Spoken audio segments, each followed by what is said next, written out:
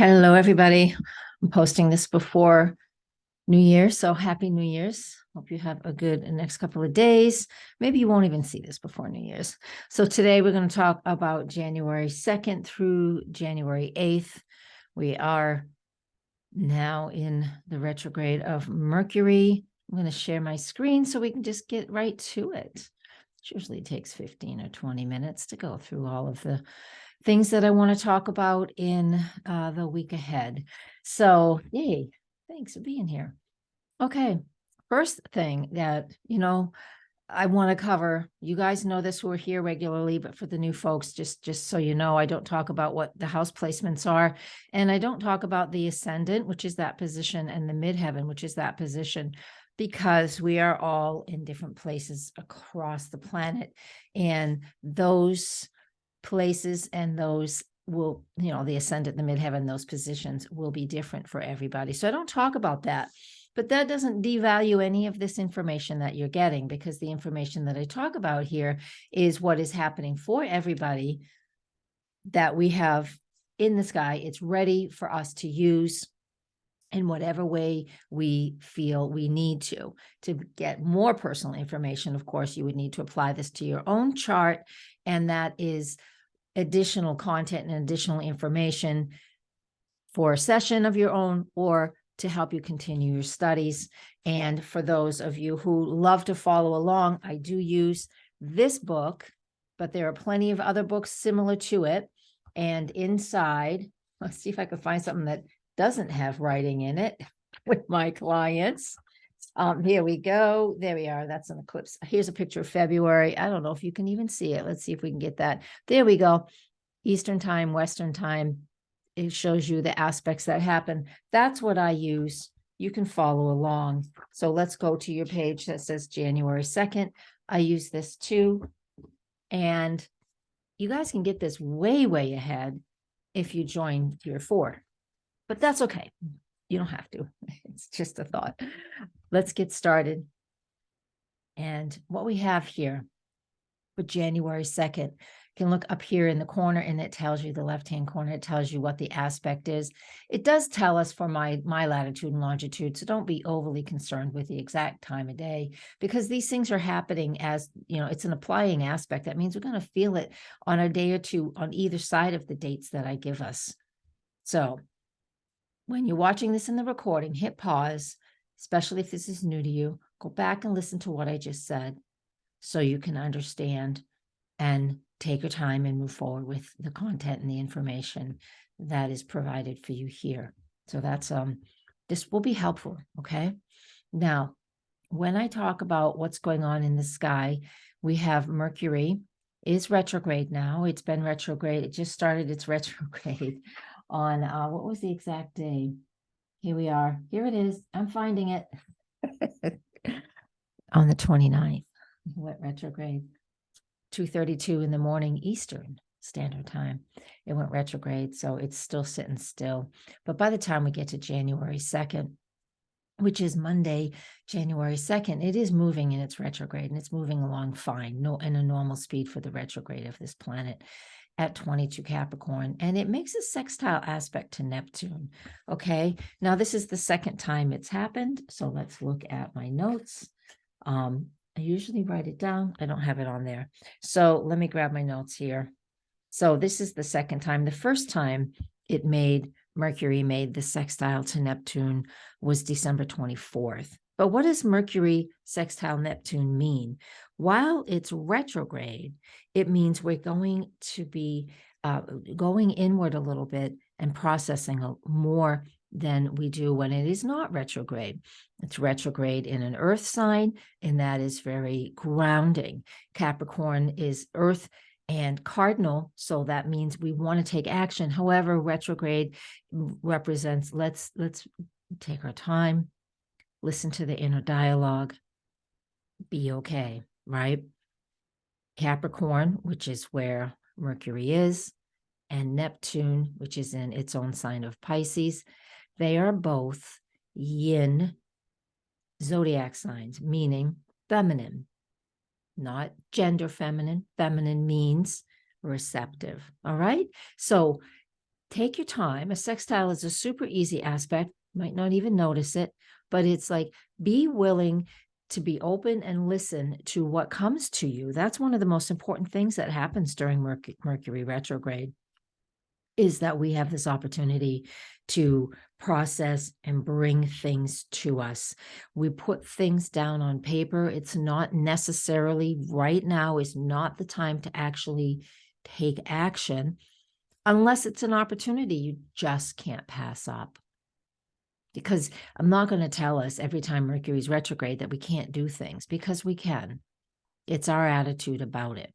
And even when there are things that we have to redo and go over with Mercury retrograde, that's fine. It just gives us more of an opportunity to understand what's happening. So I like that. I think that is pretty awesome.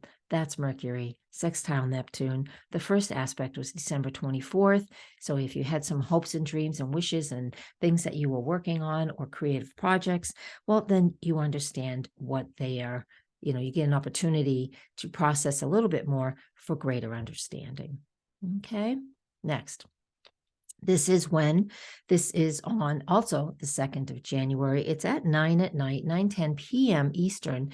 And shortly after that, the moon moves into Gemini. Let me get that exact time. So Venus enters Aquarius. Yeah, we'll talk about that momentarily. 9 p.m. Eastern Standard Time. And then the moon enters Gemini at 9:44, the same night, Eastern Time. Okay, so adjust to wherever you live. If you're on the West Coast, that's going to be the 6:00 p.m. hour. Okay, what does this mean when Venus is, I'm looking at my notes, so you don't need to stare at me while I'm looking at my notes. When Venus is in Aquarius, and that is right there, 0 Aquarius, so it's immediately going to, we're going to start to focus on what it is that we love and value. That's what Venus represents in regard to Aquarian things, meaning our friends, the groups we belong to. That's a period.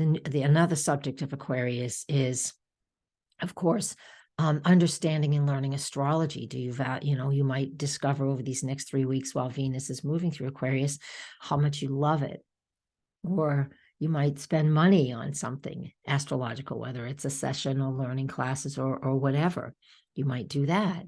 And again, groups, family, friends, groups and friends. So it could be that, I know I've spent a lot of time these last 6-8 weeks myself, a lot by myself, just because I was sick. It took quite a few weeks for me to move past that, and then it took a few weeks to get my energy back and just to catch up. So I've been really focusing on just my work and just my daily life and very immediate family, and that's it. So it would be nice, I think, for me to use this as well to get back to friends, to be more engaged in the groups that make sense to me, that I love and enjoy.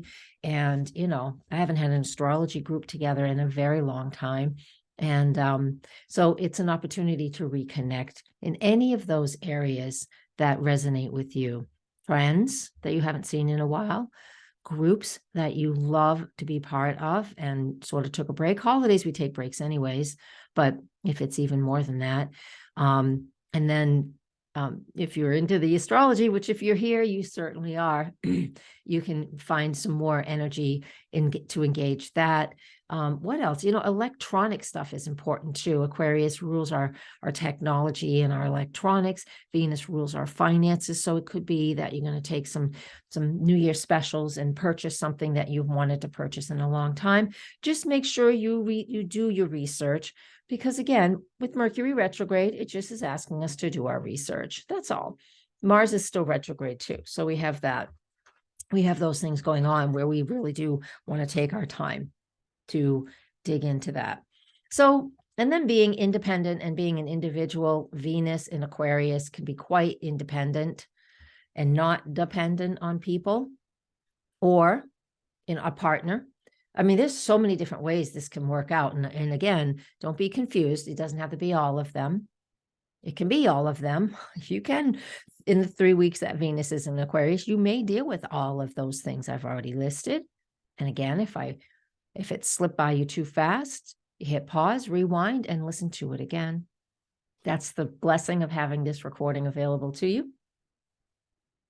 All right. So I'm going to engage in some of those things because I know where this is in my own chart as well.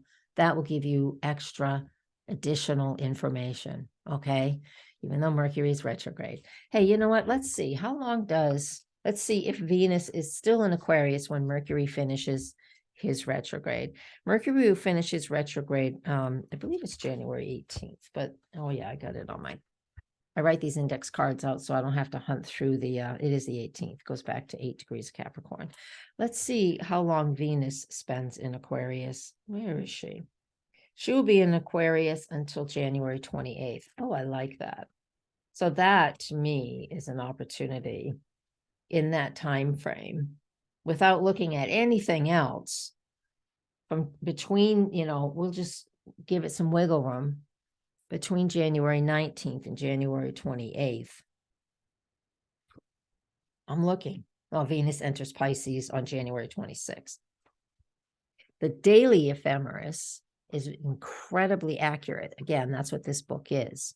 In the back is all the numbers, right? There we go. But the thing with that is it is only a snapshot, and it's meant for, it's calculated for midnight Greenwich Mean Time, which is 5 hours different from the Eastern Time. And I don't look at things at midnight. So anyway, so it can be off. If you're looking at that, it can be off a little bit compared to the daily book. So I'm going to make this even easier because I really want Mercury to be moving forward a little bit. And we have a new moon on January 21st. So what this looks like for me, Uranus is direct on January 22nd. I'm going way ahead. But the reason I'm doing this is because Venus is in Aquarius.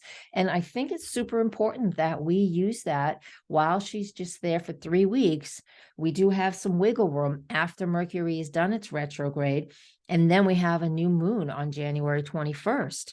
And so we have January 21st all the way through till the very end of January 26th to really use that Venus in Aquarius. And I think that's going to be super important for many things like I've just listed. Okay, I went really long on that one. All right, what's next? We have Venus on Wednesday, January 4th. Makes a sextile to Jupiter. I mean, that's fantastic. Thus the two benefics, right? Venus and Jupiter. The two benefics, they want to work together.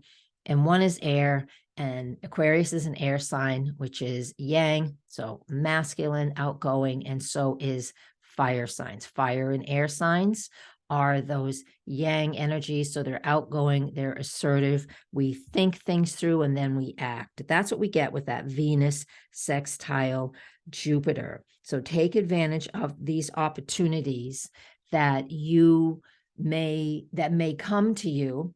Again, do as much research as possible. Think things through.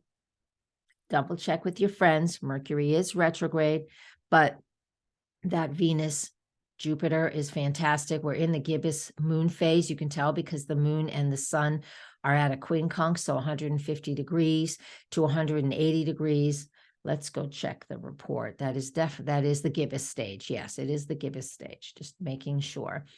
Sometimes I doubt myself for some stupid reason. And we both have the moon and Mars. Mars will be out of bounds till May, but the moon's out of bounds when it's in Gemini, Cancer, and part of Leo. So it's very high in the sky, so it acts extreme. And with the sextile between Venus and Jupiter taking action, but really take your time and think things through because the moon is in the gibbous stage. It's coming forward to a full moon. It'll be a full moon shortly within a day. And so we do have that energy going on too within a couple days. I don't even know if it's part of today's forecast. It is. It is. That'll be January 6th.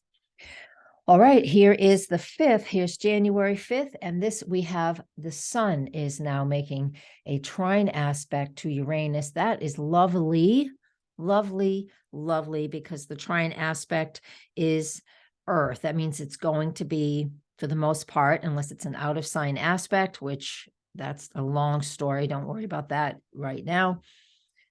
Capricorn is earth and Taurus is earth. So we can feel very enlightened, very exciting. Uranus being activated, that means Aquarius is also activated. And I just gave you an awful lot of content on that Venus in Aquarius. Saturn is making no aspects right now. Look at this. He is naked. So that means he's working all by himself.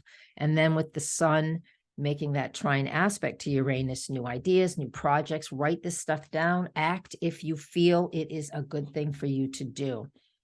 You get to decide if an aspect, whether I tell you or anyone else says this is a really good day to do X, Y, and Z, if it still doesn't fit for you, then it's not for you. Okay. This is you keeping your own autonomy, keeping your own information and your own power. However, if you feel you want to use these things, you're more than welcome to, if it resonates with you. That's the biggest story. Look how high on this day. Look at that. The moon is just getting into Cancer, and look how high in the sky above this dotted line is as far as the sun goes, north and south. South is over here. Look at how high that is. It's pretty amazing, isn't it? Yeah. All right. That just means, and it's still really, really high because here's the full moon at 16 degrees of Cancer. All right. And it does make this square aspect to Chiron. I didn't talk about this in the monthly forecast because I forget to keep Chiron in sometimes. And so there is a healing component that's going on with this full moon. The full moon in Cancer, and especially with the moon high north, considered out of bounds, the energy of that is, big focus on home, family, nurturing. What is it that I need? Where is my security? Is there some healing that needs to happen? And again, you have to decide how this resonates in your life, right? So find out where that is in your own chart. Does it resonate for you? Is there something that you're working on? What is the highlight in your family or the focus in your family? Now, this is a full moon, so this is part of the lunar gestation phase. That is fantastic. So we're going to go and we're going to grab that chart now.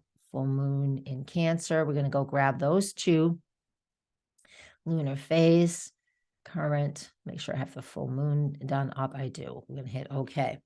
So here's the full moon. I know this is small to see on some devices. However, I can't make this any bigger. So I'll just tell you what it says. So the full moon on January 6, 2023. In the sign of Cancer at 16 Cancer. The new moon that initiated this lunar gestation cycle was back on July 9th, 2021. So you go back to that new moon in Cancer and you look at what was going on for you and I'm grabbing ephemeris while I go back because it's always good to see, make sure that wasn't an eclipse because my memory is not that long. That's 2020. I have 4 years of ephemeris in front of me right now. It was not. So there was no eclipse. So July 9th, 2021, new moon in Cancer. What was initiated? What did you begin? What were your goals? How were you feeling? What intentions did you set? That's why working with a new moon is very important. It's not just quick monthly cycles. Keep your journals for 3 years. That way you can look back to see what was going on, what were you processing, what you began. Because when we got 9 months later, when we get to April 9th, 2022, April 9th, 2022 was the first quarter. That's when the moon and the sun are at a 90-degree angle to each other. And that is also at the same area. So that's 19 Cancer. The new moon was 18 Cancer, first quarter 19 Cancer. This full moon on January 6, 2023 is at 16 Cancer. So April 9th, 2022, focus on what were you working towards? What were you achieving? What looked like it was making sense and growing at that point in time in April 2022. All right. That was 9 months after you began that new moon Cancer, whatever you initiated then, April 9th, 2022. We got a lot of airplanes out there today. I don't know if you can hear them. I'm not sure my mic picks up the background noise. There is a small airport, like less than a half a mile. And when there's good weather, those bad boys just come right over this apartment building. Yeah. I want to live in the woods. Actually, that would be wonderful. Back to this, I digressed. April 9th, 2022. What were you initiating? What work were you doing? What were you accomplishing? And then we're at the full moon right now, January 6th, 2023. And you get to see, what's on the table, how things are, what you have accomplished in the last 18 months. And, what's important for you to process, okay, and quit. What's important for you to process, work with, evaluate, understand. Okay? That's what that is. That's how the full moon works. That's how the lunar gestation cycle works. All right. Here is Mercury retrograde. We're jumping ahead until here we are. That full moon was on the 6th, and now we're moving. We're not going ahead that fast. We actually have something for every day, which is not always common. Here we are. We have Mercury is retrograde. However, it is conjunct the sun. So this is like a new beginning. And when it does conjunct the sun, again, we're not going to be able to see it in the sky at night. Geez, guys, go outside at night. Last night, I'm recording this in the morning of the 30th of December. Last night, the moon and Jupiter were just like right next to each other. That was just gorgeous. It was so pretty. Yeah. And you can see these things. You can see these things in the sky at night. What you can't see is Mercury and the sun conjunct, because you can't see it. The sun, it's with the sun. We can't see it. What that represents, and that's, like 8 o'clock in the morning on January 7th, they come together like this regularly. And so this is just like we can open up a new line of communication if we want to initiate or begin something. Mercury makes this conjunction to the sun regularly. But Mercury is retro, and then again, it does this when it's retrograde, especially. So, if something isn't finished, something isn't complete, you can see what that is, hopefully, and then process it and work with it. Mercury conjunct the sun in the sign of Capricorn. Capricorn is the sign right now because the sun is in there, and that is what we're looking at and focusing on. Our foundation, how we feel safe and secure, which is based off of the career and reputation, those types of things. So that's what we focus on. It's part of the full moon, sun in Capricorn, moon in Cancer, and it's also part of that sun-Mercury conjunction. All right. And the last aspect I want to talk about for this week's forecast will be next Sunday, January 8th. And that is Mercury still retrograde, and it's making a trine aspect. Let me find this on my notes. It's making the trine aspect to Uranus. Now, this is the second time it's doing that. The first time was December 17th. Let's put that in there.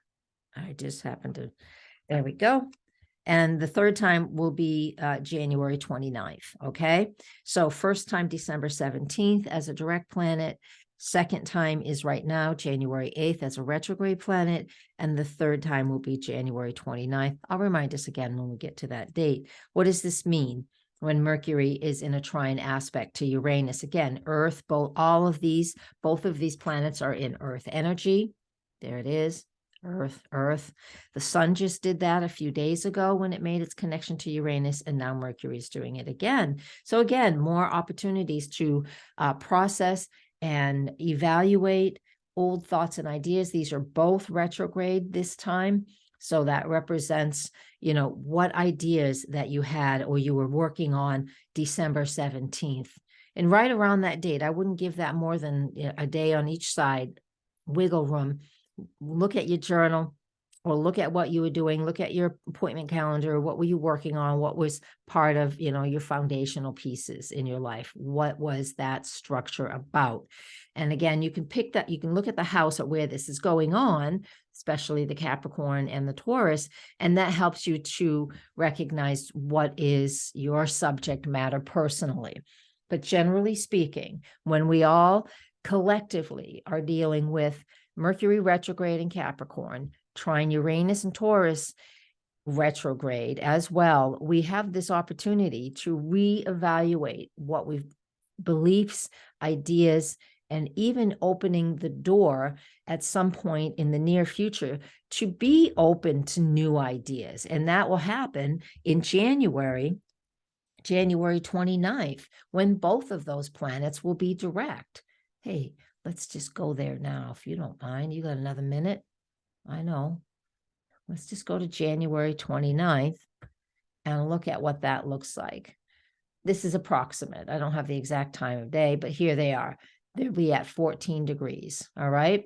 Almost 15 degrees, and they're both direct. Actually, all the planets are direct. The nodes do not go direct. It's a rare occasion, just for one day or a few hours a day, once in a while. All these planets are direct, and you would know that if you if you purchase the 2023 forecast. That's out there too, if you don't have that yet. That's a separate option, actually. But that's what we get. So that's what we have. That's what we're working on. Let's go back to this last aspect, this last thing that we looked at, Mercury, trine Uranus. Wonderful opportunities, really, to evaluate, reevaluate, and to process the things that are important to us, whether you're editing some writing, developing a new class, putting together a lecture, putting together a new group. Do all that work in January. And then when all the planets start to go direct, because we have that, I don't know, when is it? I wish I had that in my head. I just don't have that in my head today. Because, it's December 30th. And I want a couple of days off like everybody else.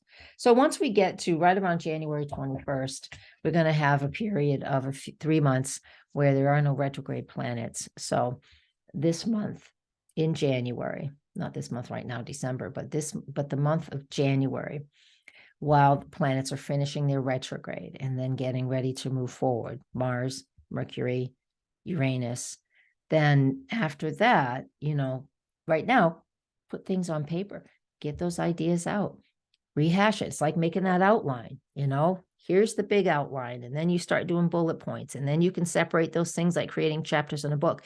And then you can make that even smaller. So do that. If you have a game plan, if you have an idea of what it is you want to do, process that. That's a fabulous way to use January and the planets that are retrograde. Hey, I'm going to leave us with that. Thank you so much, you guys. It's been a year, like everybody has. Everybody's had a year. Everybody's at the end of every year, everybody goes, whew, let's hope things are better next year. You know what? It's your attitude. I know I've had some shit this year too. There's no doubt. How you process is really important. The support you have around you, get the support you need. But anyways, and speaking of support, well, thank you. Thank you so much. I want to thank you guys. I can't say it enough. My little Capricorn moon says, don't get too mushy. You guys know I love you. Thank you so much for your support. And I will see you again. Next week. Happy New Year. Blessings. And namaste.